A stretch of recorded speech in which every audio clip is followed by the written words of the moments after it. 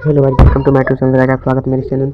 Guys हम आज खत्म करने वाले कक्षा 6 के क्लास 6 के विज्ञान कृषि विज्ञान खत्म करने वाले हैं। गाइस बिना समय के बाद इस वीडियो को शुरू करते हैं।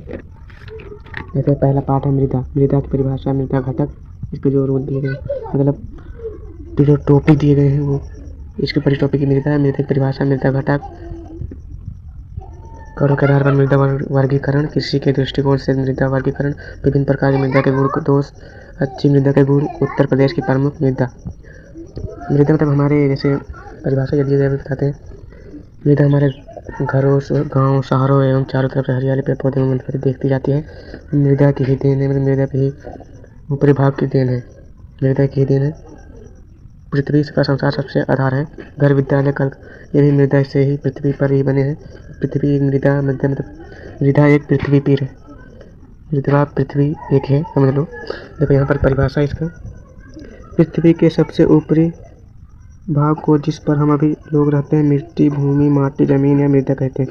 इसका देखो तो मैं दिखा देता हूँ। ये देखो भाई नोट बना रहा हूँ, नोट मतलब भाई जो नोट लिख रहा है मैं दिखा दे रहा हूँ, नोट बना ले।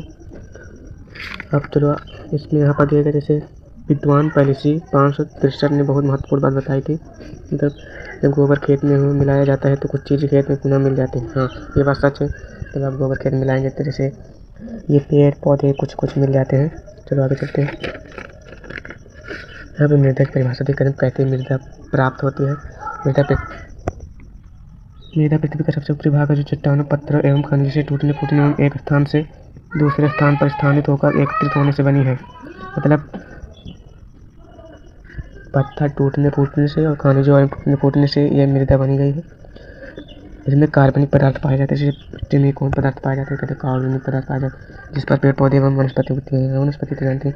इसका जो उदाहरण साइड पर दिया गया है, समान रूप से पृथ्वी के सबसे ऊपरी भाग को मृदा कहते हैं। जैसे